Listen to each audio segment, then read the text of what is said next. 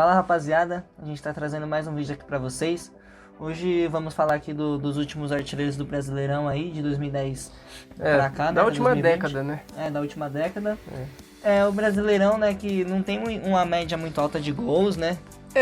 Pelos jogadores que tem, eu esperava mais, eu esperava uma média mais alta, assim. A gente, antes de fazer a pesquisa pra esse vídeo, a gente tava esperando uma média bem mais alta, né? Não, e engraçado que tem jogadores aqui que...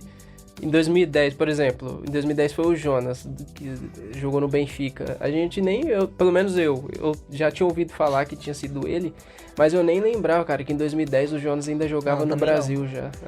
Pegando lá pra 2010, 11, eu não me recordo também muito não, assim, dos que foram artilheiros, né, dos principais jogadores. Como o Thales falou, em 2010 foi o Jonas, né, atuando pelo Grêmio, ele teve 23 gols. E nesse mesmo ano, né, o Fluminense ficou com o título, né, em 2010. Isso, embora ele foi o artilheiro, né, o campeão foi o Fluminense em 2010.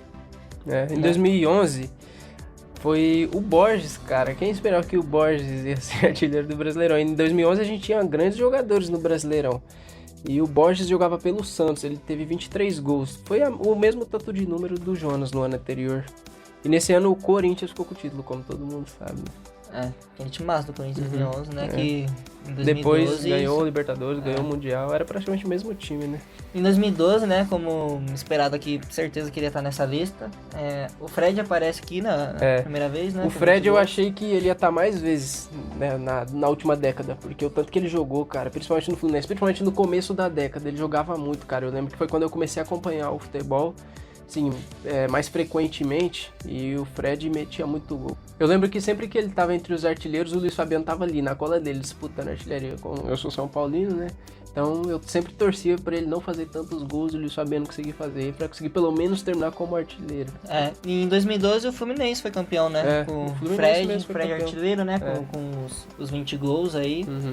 E o Fred não tem muito o que falar, né, cara? O Fred, jogador de Copa do Mundo, né? Exatamente, jogador de seleção, não tem muito o que falar. É um grande jogador. Independente do que aconteceu em 2014 e do que o pessoal fala, eu sempre achei e acho o Fred um dos melhores centroavantes que eu vi no Brasil, atuando no Brasil. Ele é um dos maiores artilheiros da história dos pontos corridos, então não tem como, né? O Fred, ele que é uma posição que tá carente, né? Tá sumindo um pouco do futebol, né? Que é a de centroavante fixo mesmo ali. Né? Assim, nos últimos anos, o que eu falo, o garoto que saiu, que mais se encaixa nesse estilo do Fred, assim, é o Pedro. É o único que eu vi que mais se encaixa, assim. Eu não me recordo de nenhum que faça o centroavante mesmo, que a bola vai chegar, ele vai proteger, vai fazer o pivô, vai girar, vai bater, tem um bom domínio e tem uma boa finalização. Que não é tão rápido também, mas que ali como centroavante ele nasceu para aquela posição. Então acho que nos últimos anos o único que saiu assim, depois desses grandes jogadores que a gente teve, é o Pedro mesmo. O Pedro, antes da lesão, né, veio... Inclusive do Fluminense também. E o Pedro, ele falou que ele já teve... Eu já vi uma entrevista do Pedro falando que o Fred ajudou muito ele já quando ele estava nas categorias de base, quando ele estava subindo assim, meio profissional, o Fred ajudou muito ele também. Em 2013, o artilheiro, surpreendentemente, foi o Ederson, do Atlético Paranaense. Eu lembro desse ano, na verdade eu não tava lembrando, mas agora que eu vi aqui 2013 eu acompanhava e eu lembro do Ederson. Ele chegou a sair, jogar fora, mas ele sumiu depois de um tempo. Nesse ano ele foi artilheiro com 21 gols, 21 gols. E nesse ano quem ficou com o título foi o Cruzeirão, aquele bi do Cruzeiro 2 anos seguidos, esse foi o primeiro, né? O primeiro dos 2 anos, né? Em 2014, aparece novamente aqui na lista o Fred, né? Com a média um pouco mais baixa, 18 gols. E, como a gente falou, né? 2014, o campeão do Brasileirão desse ano foi o Cruzeiro. Foi o Cruzeiro. Esse ano eu acompanhei muito, cara, porque o São Paulo foi o vice-campeão. E eu cheguei até fazer uma média, uma continha pra ver quantos pontos o São Paulo precisava. Depois de um bom tempo que terminou o campeonato. E eu acho que que eu me lembro, se o São Paulo tivesse ganhado todos os jogos que jogou em casa, tinha sido campeão. Foi bem apertado esse brasileiro. O São Paulo tinha um ótimo time, né? Eu lembro que nas últimas rodadas o pessoal ficava na expectativa, ainda no finalzinho ali o Cruzeiro enfrentou o São Paulo no Morumbi, o São Paulo conseguiu ganhar, se não me engano foi 2-1 ou 2-0, não me lembro. E o Ganso tava jogando muito nessa época, tava jogando bem. O São Paulo tinha um time massa, o Pato tava jogando muito. Mas aí acabou ficando com o Cruzeiro, né? Conquistou o bi aí, 2014.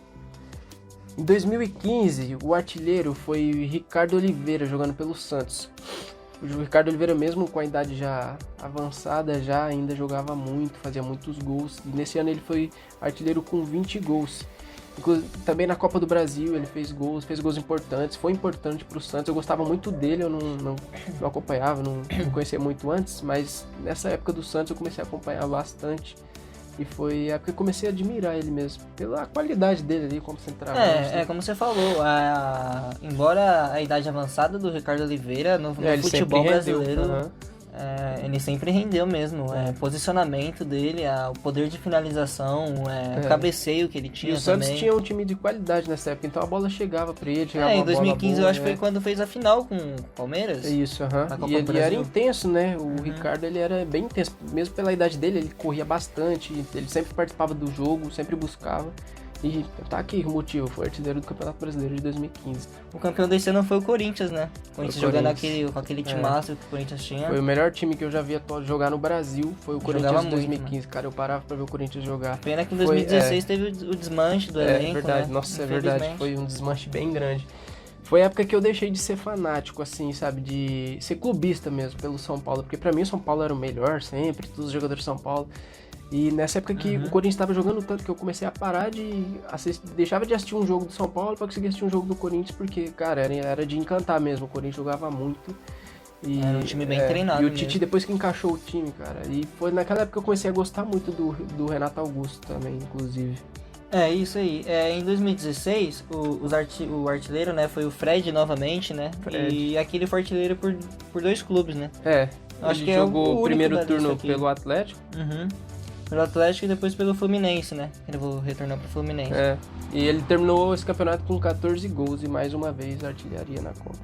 E o campeão desse ano de 2016 foi o Palmeiras, dando um adendo aqui que acho que foi a pior média aqui, ó, dos últimos 10 anos.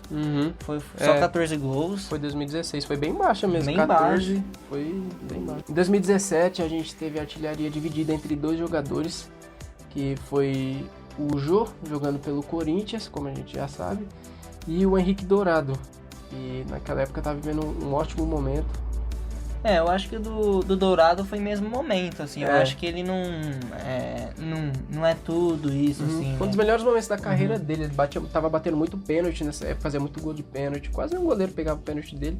Ele tem uma maneira lá dele de bater, que é aquele se dá melhor. E, enfim, os dois dividiram aí a artilharia com 18 gols cada um. E o campeão desse ano foi o Corinthians, né? Novamente.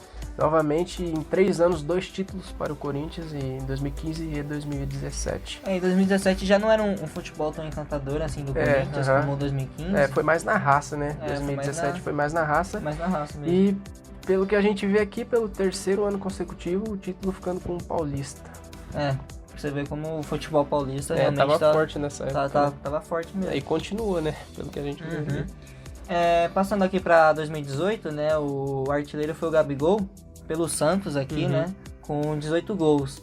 E o campeão em 18 foi o Palmeiras. O Gabigol nessa época vinha jogando muito, já desde a época que ele subiu pro profissional do Santos. Com o tempo ele foi mudando e moldando o jeito dele de jogar, como ele se dava melhor. No começo ele era mais driblador, né? Hoje em dia ele é mais matador, mais finalizador. E, enfim, aí nesse ano a gente já viu que ele ia ser um grande jogador, né? Foi o artilheiro. Eu acho que 18 foi uma ótima temporada do Gabigol mesmo, igual você falou, ele foi se moldando a forma dele jogar, né? O que encaixava melhor com o corpo, com o estilo dele. Em 2019, novamente na lista aqui tá o Gabigol, né? Nesse ano aqui pelo Flamengo, foi quando ele retornou. Não, ele saiu do Santos, foi direto pro Flamengo. Né? Saiu do Santos, foi pro Flamengo. Foi pro Flamengo. E como a gente falou, né, da maneira dele se moldar, né, tanto que aqui nos números a gente consegue ver um alto número de gols, aumento de gols, que em 18 foram 18 gols, né, em 19 foram 25 gols. 25 gols, foi muito, mas isso tem um motivo, né, o time do Flamengo. O Flamengo em 2019 tinha um timaço. Como eu falei, o Corinthians de 2015 foi o melhor time que eu vi jogar no Brasil. O Flamengo vem logo atrás em segundo lugar pra mim, na minha opinião. Como o melhor time que eu vi no Brasil é o Flamengo de 2019. E o Gabigol recebia muita bola, né? O Bruno Henrique fazendo jogada, Everton Ribeiro, o time ali jogava pro Gabigol, né? Isso que influencia bastante. E ele tem personalidade, né? Ele sempre mata a bola, resolve, guarda na rede. E, enfim, tanto que os caras até ganharam a Libertadores, né? Nesse ano. Ganharam a Libertadores e o Brasileiro também, né? O Flamengo foi campeão do Brasileiro também. E o Gabigol sendo extremamente importante, o predestinado na final com 2 gols. 2 gols. No finalzinho, ali, faltando 2-3 minutos, resolveu o jogo. Foi bem emocionante. A qualidade do Gabigol, ele é tão bom, cara, que mesmo no jogo, sem ele quase nem participar, no finalzinho, em 2, 3 minutos, 2 bolas que chegam pra ele consegue matar o jogo, resolver e dar o título pro Flamengo. Passando aqui pra 2020, a gente teve 2 artilheiros, né? O Luciano pelo São Paulo e o Claudinho pelo RB Bragantino. 18 gols cada um. Os dois fizeram uma grande temporada, né? O Claudinho nem precisa falar, ganhou vários prêmios aí de revelação, artilheiro, melhor jogador do campeonato. O Luciano também fez uma grande temporada pelo São Paulo.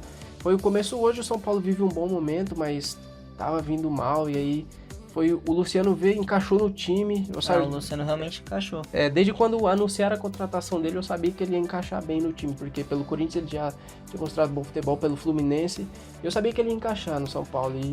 Eu acho que quando ele veio, assim, por grande parte da torcida teve uma certa dúvida, né? Da vinda dele, assim, pro São Paulo. Porque ele não é um jogador tão rápido, mas ele é um jogador muito inteligente, que tem muita qualidade pra finalizar e pra fazer o que ele faz, que é gol, e foi artilheiro em 2020, dividindo ali com o Claudinho. E dando um adendo aqui pro Claudinho, né, ele foi artilheiro, pelo RB Bragantino, que não era um time forte, né, mas não é um dos principais times ainda do Brasil, né, não é um time um elenco muito forte. É um grande feito, né, foi o ano que um grande feito o Bragantino mesmo se fundiu com o Red Bull, e o Claudinho teve uma ótima temporada. Cara, ele jogou muito. Tanto que agora ele tá na seleção olímpica, então ele é novo, cara. Ele é novo, não sabia que ele era tão novo. Pena que o Corinthians não aproveitou, né? É uma pena mesmo. O Corinthians sempre deu mole. Dá um mole assim com alguns jogadores que viram grandes jogadores, né? E o campeão desse ano de 2020, né, foi novamente o Flamengo. Foi um título ali, esse título do Flamengo 20... foi bem mais apertado que o 19, né? Foi bem, tanto que foi resolvido ali nas últimas rodadas. O São Paulo passou bastante tempo na liderança, mas aí, como eu tinha falado, caiu, né? Aí, se eu não me engano, eu acho que o Flamengo pegou a liderança, a primeira vez pegou a liderança e já foi campeão, né? Pegou a liderança e ficou o fim. E foi bi, né? Flamengo 2019 e 2020. E é um dos favoritos, né? O título ainda do 21, né? Um dos favoritos. Manteve grande parte do elenco aí. Inclusive a gente tá gravando aqui, tá passando a final do Cariocão ali, e o Flamengo tá batendo o Fluminense por 2-0. Então o Flamengo vem forte aí esse ano, mais uma vez, né?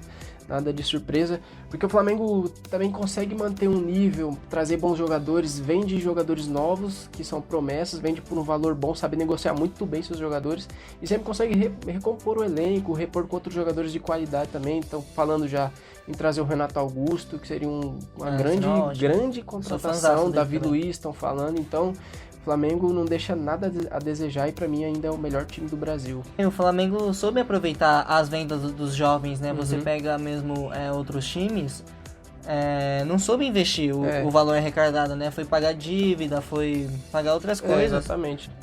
Então é isso, né? É isso, a gente só queria dividir aqui com vocês, passar a informação, porque é legal, a gente tava vendo aqui e achou que daria um vídeo legal pra gente conversar, debater, falar até porque nem a gente lembrava também dos últimos 10 artilheiros, né? A gente não lembrava, mas falei se você esperava, que ano se você já sabia alguém que foi em algum ano, que você achava que era outro, que tinha sido. E é isso, rapaziada. Valeu por assistir até aqui, valeu pela força que vocês estão dando pra gente. A gente fica agradecido e muito obrigado, até o próximo vídeo. Falou.